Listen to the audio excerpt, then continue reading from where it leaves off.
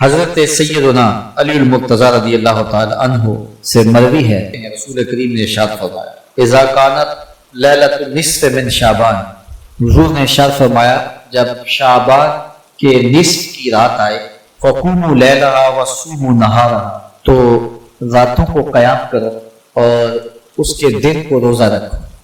فإن اللہ تعالی ینزل فیہا لغروب الشمس الی سماء الدنیا، اللہ تعالیٰ جل شانہ نزول اجلال فرماتا ہے غروب شمس کے ساتھ ہی پہلے آسمان پر، فیقول، اور ارشاد فرماتا ہے کوئی ہے مجھ سے بخشش مانگنے والا میں اس کو بخش دوں، ہے کوئی مجھ سے رزق طلب کرنے والا میں اس کو رزق دوں، ہے کوئی مصیبت میں پھنسا ہوا میں اس کی مصیبت دور کر دوں، ہے کوئی اس مصیبت میں پھنسا ہوا ہے کوئی اس ضرورت کا حامل، تو یہ اللہ تعالیٰ ارشاد فرماتا رہتا ہے یہاں تک کہ فجر طلوع ہو جاتی ہے، اور طلوع فجر تک اس رات کو اللہ کی رحمتیں آواز دیتی ہیں۔ آج کی بابرکت شب برات کے نام سے معروف اور مشہور ہے۔ اس بابرکت شب کے دامن میں اتنی برکتیں اور اتنی رحمتیں ہیں کہ اللہ جل شانہ گناہ گاروں کو جہنم کی آگ سے آزاد فرما دیتا ہے۔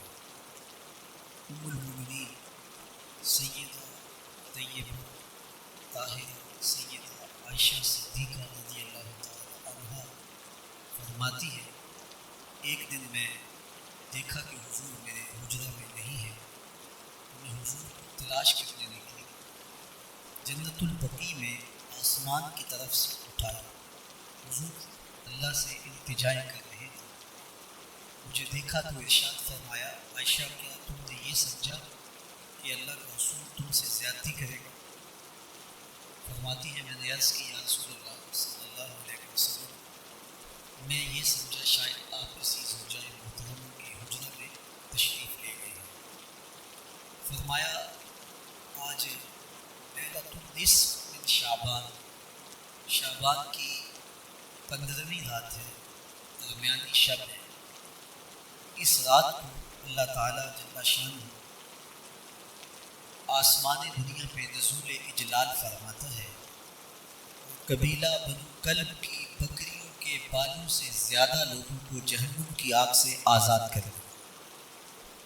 قبیلہ بنو کلب عرب کا بہت بڑا قبیلہ تھا جو بھیڑ بکریاں پالتے تھے، اور لاکھوں کی تعداد میں ان کی بکریوں اور بھیڑوں کے ریوڑ تھے، تو اس قبیلے کی بکریوں کے بالوں سے بھی زیادہ گناہ گاروں کو جہنم کی آگ سے آزاد کر دیا جاتا ہے۔ تو یہ وہ بابرکت شب رحمت ہے، شب نور ہے، جس کے دامن میں اتنی برکت ہے کہ کوئی محروم نہیں رہتا۔ صرف وہ بد نصیب لوگ جو شرک میں مبتلا ہیں، جو سخت کینہ پرور ہیں، جو قطع رحمی کرتے ہیں، قاتل ہیں، عادی شرابی یا بدکار ہیں، انہیں اس مبارک رات میں محروم رکھا جاتا ہے، ورنہ اللہ کی رحمتوں کا عموم اس بابرکت راتوں میں اس قدر ہوتا ہے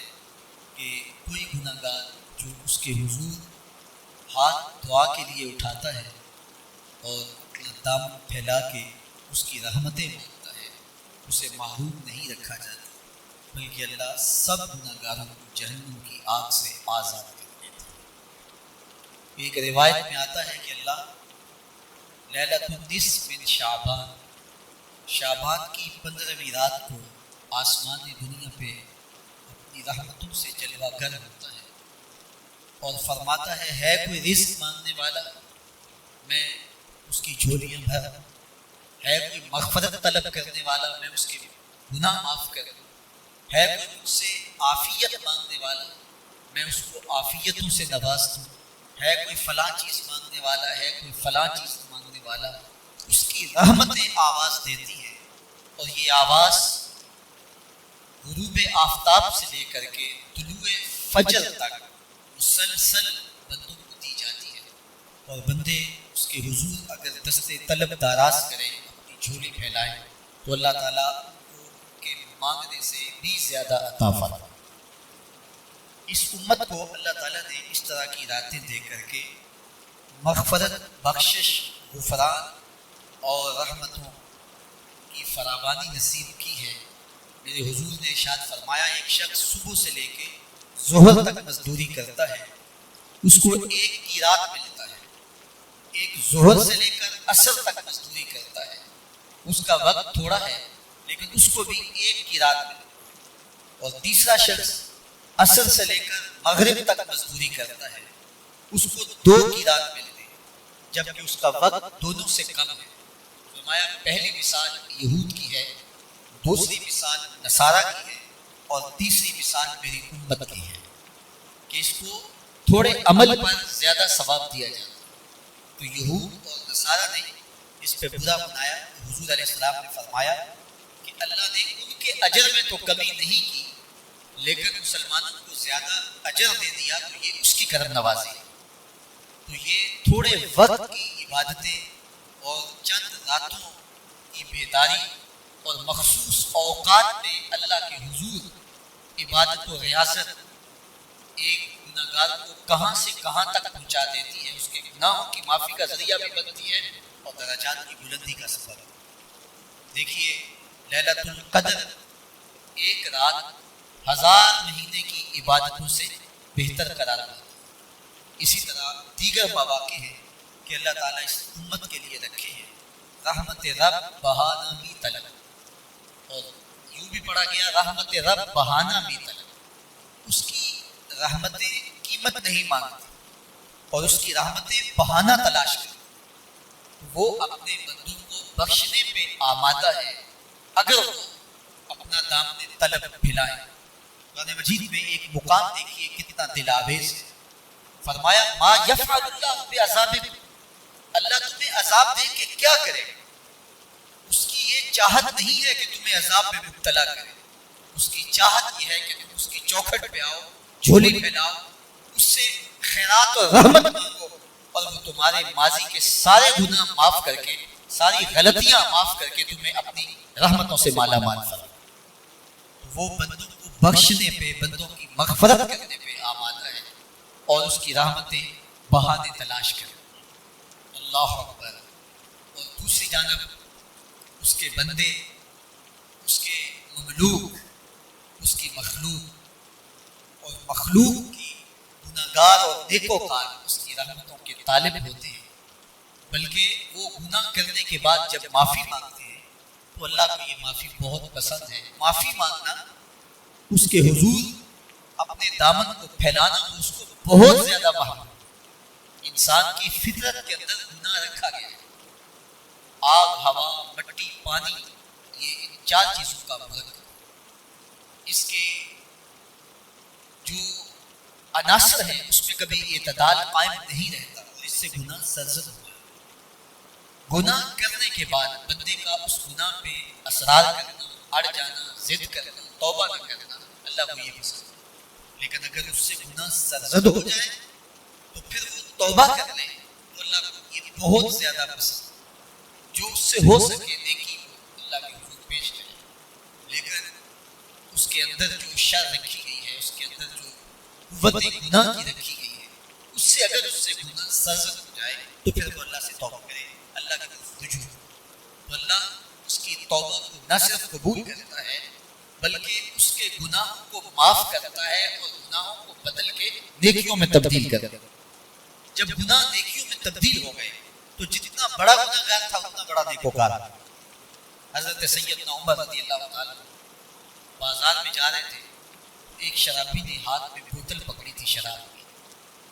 حضرت عمر ہاتھ میں درہ رکھتے تھے اور آپ کا جاہ و جلال دین نہیں ہوتا۔ تو جو ہی حضرت عمر رضی اللہ تعالیٰ نے اس نے دیکھا تو ڈر گیا اور دل ہی دل میں کہا اے اللہ آج عمر کے قہر سے بچا لے، میں تیری بارگاہ میں سچی توبہ کروں، اور جلدی سے شراب کو بغل میں چھپا لیا۔ اتنے میں حضرت عمر سر پہ پہنچ گئے اور گرج کر کڑک کے کہا کہ یہ تیری بغل میں کیا ہے؟ کیونکہ اس کو بوتل چھپاتے دیکھا تھا، وہ ڈر گیا اور ڈرتے ڈرتے کہنے لگا حضرت یہ سرکہ ہے۔ اب تھی تو شراب لیکن ڈرتے ہوئے بولا حضرت سرکہ ہے۔ حضرت عمر نے کہا نکال۔ جب نکالا تو شراب نہیں تھی، واقعی سرکہ بن چکا تھا۔ تو جب اللہ کے حضور کوئی توبہ کرتا ہے اللہ اس کے گناہوں کو بدل کے نیکیوں میں تبدیل کرتے ہیں۔ حدیث پاک میں آتا ہے کہ قیامت کے دن اللہ ایک شخص کو کہے گا کہ اپنا نامہ اعمال پڑھ، تو وہ نامہ اعمال پڑھنے لگ جائے گا۔ تو نامہ اعمال کے اندر چھوٹے گناہ بھی ہوں گے، بڑے گناہ، وہ اللہ سے حیا کرتے ہوئے، شرم کرتے ہوئے بڑے بڑے گناہوں کو چھوڑتا جائے اور چھوٹے چھوٹے گناہوں کو پڑھتا رہے۔ جب وہ سارے گناہ پڑھ چکے گا، کتاب ختم ہوگی، اللہ تعالیٰ اسے فرمائے گا میرے بندے تو نے یہ جتنے گناہ پڑے ہیں میں نے سب کو بدل کے نیکیوں میں تبدیل کر دیا۔ بندہ کہے گا اللہ ابھی تو میرے بڑے بڑے گناہ رہتے ہیں جو میں نے پڑھے۔ فَضَحِكَ النَّبِيُّ حَتَّى بَدَتْ أَنْيَابُهُ، حضور جب یہ بیان فرما رہے تھے تو حضور اتنا مسکرائے کہ صحابہ نے حضور کی داڑھی دیکھی۔ پہلے وہ بڑے بڑے گناہ چھوڑے جا رہا تھا، لیکن جب اللہ فرمائے گا کہ میں تیرے گناہوں کو بدل کے نیکیوں میں تبدیل کر دیا، تو کہے گا ابھی تو بڑے بڑے گناہ رہتے جو میں نے ابھی پڑھے ہی نہیں۔ تو جب کوئی بندہ اس کے حضور توبہ کرتا ہے، اللہ یہ نہیں دیکھتا اس نے گناہ کتنے کیے، یہ دیکھتا بندہ آیا میری چوکھٹ میں ہے تو اللہ اس کے پچھلے سارے گناہ معاف۔ اللہ اکبر، میرے اور آپ کے اللہ مولا نے اللہ کے حضور توبہ کرنے اور اس پر اللہ کی خوشی اور اللہ کی خوشنودی کا ذکر کرتے ہوئے ایک مثال میں کہ ایک شخص صحرا میں سفر کر رہا تھا، تو وہ ایک درخت کے نیچے دوپہر کاٹنے کے لیے، سستانے کے لیے رک گیا اور درخت کے ساتھ اپنے اونٹ کو باندھ دیا اور خود لیٹ گیا تاکہ دوپہر کاٹے۔ تھوڑی دیر کے بعد جب اس کی آنکھ کھلی تو اس نے کیا دیکھا کہ ماں ساز و سامان کے ساتھ غائب ہے۔ اب صحرا میں اونٹ کا گم ہو جانا گویا زندگی چلے جانے کی مترادف ہے۔ تو اس نے دائیں بائیں بھاگ دوڑ کے دیکھا کہ کہیں اونٹ کا نشان مل جائے، لیکن اونٹ کا نشان نہیں ملا۔ تا حد نظر کوئی انسانی آبادی نہیں۔ وہ بھاگا اور تھک ہار کے دوبارہ اسی درخت کے نیچے بیٹھ گیا اور پیاس سے ہلکان ہوا جا رہا تھا اور درخت کے ساتھ ٹیک لگا کے لیٹ گیا اور موت کا انتظار کیا۔ جن لوگوں نے صحرا کا سفر کیا ہے ان کو اس بات کا اندازہ ہوگا کہ کئی 100 میل تک انسانی آبادی ہی نہیں، اب نہ کچھ کھانے کے لیے بچا نہ کچھ پینے کے لیے بچا، اونٹ بھی غائب ہو گیا، توشا بھی ساتھ ہی چلا گیا، تو اب ظاہر ہے سیدھی موت ہی نظر آ رہی ہے۔ تو وہ اس درخت کے ساتھ ٹیک لگا کے بیٹھ جاتا ہے اور موت کا منتظر ہوتا ہے۔ تھوڑی دیر کے بعد پھر اس کی دوبارہ آنکھ لگ جاتی ہے۔ جب دوبارہ آنکھ لگتی ہے تو تھوڑی دیر بعد پھر آنکھ کھلتی ہے۔ جب دوبارہ آنکھ کھلتی ہے تو دیکھتا ہے کہ اونٹ جو گما تھا ماں ساز و سامان کے اس کے پاس کھڑا۔ صحرا میں اس حالت میں اونٹ کا مل جانا زندگی مل جانے کے مترادف۔ وہ اتنا خوش ہوا کہ خوشی کی انتہا نہ رہی، بلکہ مسرتوں کے ہجوم میں درک گیا اور کہنے کیا لگا اللہم انت عبدی وانا ربک، اے اللہ تو میرا بندہ اور میں تیرا رب۔ کہنا تو یہ تھا کہ تو میرا رب اور میں تیرا بندہ، لیکن مسرتوں کا ہجوم ہی اتنا تھا، خوشیوں کا ہجوم ہی اتنا تھا کہ زبان پہ قابو نہ رہا۔ کسی کے آنے سے ایسے ہوش میں ساقی کے شراب سیخ پہ ڈالی اور بوتل میں کباب۔ کہنا یہ تھا اللہم انت ربی وانا عبدک، لیکن اس قدر خوش ہوا جب بھی تیری قربت کے امکان نظر آئے ہم اتنے خوش ہوئے کہ پریشان نظر آئے۔ تو کہنا یہ تھا کہ اے اللہ تو میرا رب اور میں تیرا بندہ، لیکن خوشیوں کے ہجوم میں وہ کہتا ہے اللہم انت عبدی وانا ربک، اے اللہ تو میرا بندہ اور میں تیرا رب۔ حضور یہ بات بیان کرنے کے بعد صحابہ سے پوچھتے ہیں کہ ذرا بتاؤ اس بندے کو کتنی خوشی ہوئی کہ خوشی میں زبان بھی قابو نہ رہی اور اپنے آپ پہ کنٹرول نہ رہا اور خوشیوں کے ہجوم میں اسے یہ بھی پتہ نہیں چل رہا کہ وہ کیا بول رہا ہے۔ تو صحابہ نے عرض کی حضور بہت زیادہ اسے خوشی ہوئی۔ میرے حضور نے یہ بات کرنے کے بعد ارشاد فرمایا جس طرح اس کو گما ہوا اونٹ ملا اور اس کی خوشی کی انتہا نہ رہی، تو فرمایا جب کوئی شخص توبہ کرتا ہے اور اللہ کے حضور پلٹ کے آتا ہے، گناہوں سے معافی مانگ کے اس کی دہلیز پہ آتا ہے، میرے حضور نے فرمایا اللہ اس سے بھی زیادہ خوش ہے کہ میرا بندہ